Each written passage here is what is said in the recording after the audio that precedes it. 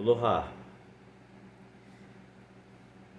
I thought that I would put out a post on near-death experiences, NDEs. I have been looking into many people's reports of their NDE experiences for several years now, 5 or 6 years. I've been analyzing them because I myself had what I guess I would call a near-death experience. I didn't quite get to the point where most people experience these similarities that I'm going to go over here in a moment. But I want to go to this near-death experience. It was in my early to mid 20s, and I had a series of attempts to take myself out, but not to lunch. And in the first one, I parked my Volkswagen in an abandoned garage in an apartment complex, 1 o'clock in the morning, and I plugged up all the cracks with blankets and towels, and I started the car and sat down in it and played some music and waited. And what happened next was my consciousness was bouncing in my body and then out of my body at ceiling level, looking down at what was happening. But it wasn't even a second that I was out and then back in and out and back in and out, and it was going back and forth like that as the first responders were pulling my body out of the car and loading it into the ambulance. And it didn't stop until they shot me up with something which knocked me out or stopped the process of what was happening. I mean, I didn't actually come to back in the body fully without this bouncing out happening until I became aware again at the hospital. Now, that's why I call it a near-death experience. I experienced seeing for a split second what was happening with my body and the first responders, but then the next split second I was in the body feeling them moving my body. And then I was out of the body, in the body, out of the body, in the body. It was one of the most horrible experiences that I have ever had. Now, this experience always interested me because of the whole, it was one of the first times that I experienced being out of the body. No matter how brief, I was still out of the body. And so when I look at all these NDE experiences, and this is after decades of experience after this experience I had, I'm seeing correlations that don't quite meet up with the perception that most NDE experiencers are coming back with.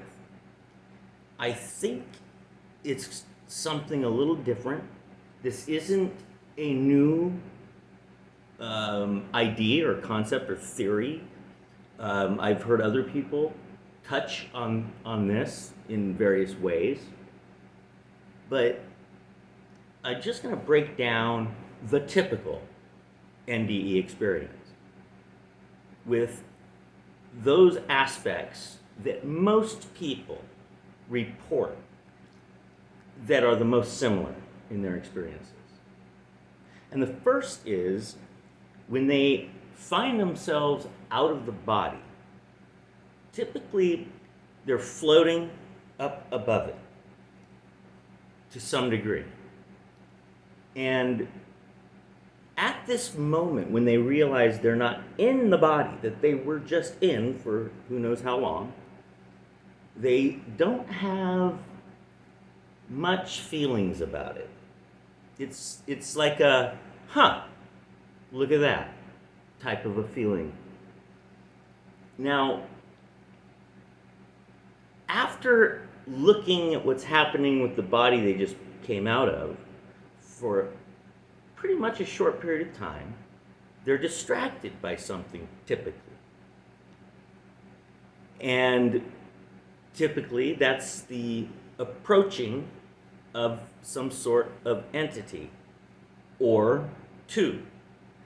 One or two. Those are the most common numbers. Sometimes I heard people say there were three entities, but typically it's either one or two of these entities or consciousnesses that approach them. And then they turn their attention away from the body, and now they have full attention focused on these entities. And most people report an overwhelming feeling of love and acceptance, the likes of which they've never understood, coming from these entities. And then there's various things that happen. Many people report that while these entities are around, there's this tunnel with a light at the end of it. And many times they'll report that in the entrance to that tunnel, you've got an already deceased loved one from your past, grandma, grandpa, standing in front of the tunnel, beckoning you, go towards the light. And then there's another very common report, and that's the life review. The life review. This raises some serious questions with me, because if you think about it, the way that most people report their life review is that they're being shown their life review by these entities or entity, and it seems to be a ethereal, like, screen that's just in the air that they're watching, kind of like a movie, right? But their whole life that they just lived just zips through, and they experience all of it, like in a couple of seconds. And they also, this is a big one, they also feel how everyone was affected by their actions throughout that life. And that's a big one.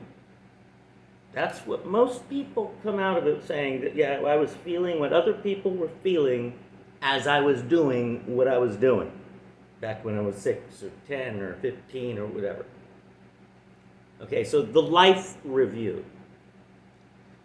So I began piecing these experiences that are very similar in most people's reported NDE experiences. And it looks to me that when they come back and they start reporting their NDE, most people, not all, I've heard a few people that have a completely different perspective, more similar to my my contemplations on the possibilities here. But most people come out thinking that those entities were guides or angels um, that they were there doing what they were doing with their disembodied consciousness because it was the right thing. It's the thing that happens. And it has to do with, now here's an NDE. When someone has an NDE, it's near-death experience. Their body did not stay dead. They came back to report what they experienced while their body was briefly dead. So when they come back and they report, most of them are saying that these entities are telling them they got to go back. And most people don't want to come back. And that's a lot of how the life review comes into play. And the enticing for you to decide to go back. There's been many where someone is saying, well, do I have to go back? And the entities will say, well, it's your decision, but you might want to consider this. And they point out something in the life review where, look at your child is about to have their own child, and this is what they're going to struggle with, and they could really use your help down there over the next few years. You really should go back. Now, that's just an example. But I've heard many of these enticings happening. Now, to me, the life review looks like it's being used to promote guilty feelings within your consciousness of what you just did while welded to an avatar materialistic vehicle. And to me, that does not seem like something Source would do. And then you've got grandma or grandpa at the beginning of the tunnel enticing you to enter the tunnel, go to the light. Enticing.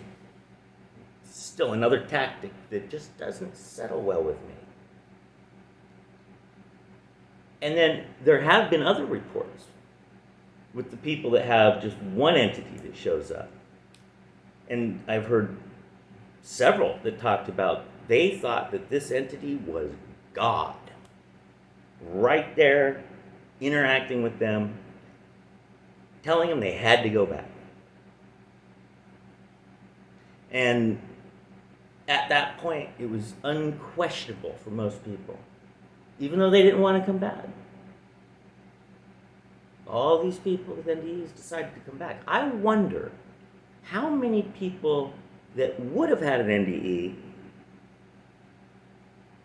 didn't come back because they decided absolutely no. What happens to the body? See, there's various questions I have about the whole NDE experience. Because it looks to me like it's a recycling program.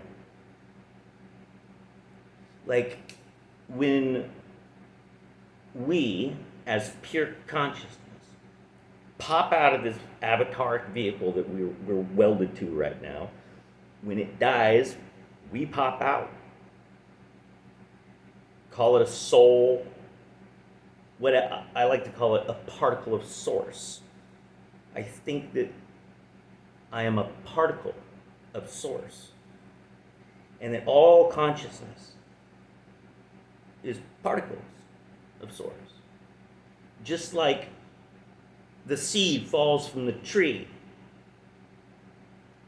becomes the tree, so too the particle of source will become source. So with this type of understanding or contemplation, I can see that people might want to prepare themselves for that avatar vehicle you're in and its death. Because you might be enticed, even if it's the final death of that vehicle, who's to say that you're not going to experience the same thing Only this time, they're going to entice you to go into a whole new life cycle. Reincarnation, recycling of souls. This isn't an old concept. This isn't a new concept. It's been around, not talked about as often as I think it should, because there's a lot of evidence to show that maybe these are interdimensional entities that know how to interact with our consciousnesses on a higher dimensional or higher frequency level when we pop out of the vehicles we're in. And that maybe there's a buffer zone where it takes our consciousness a little bit of time to blow the fog away from what we just experienced and realize that we are not the bodies. We are infinite consciousness. It's almost like they're giving you the life review, the tunnel with the light at the end of it, the entities enticing you, the guilty feelings, all these things that get you to go back in. And I wonder what happens to those who don't fall for it. Well, I intend on not falling for it. How about you? Have a good night, my friend.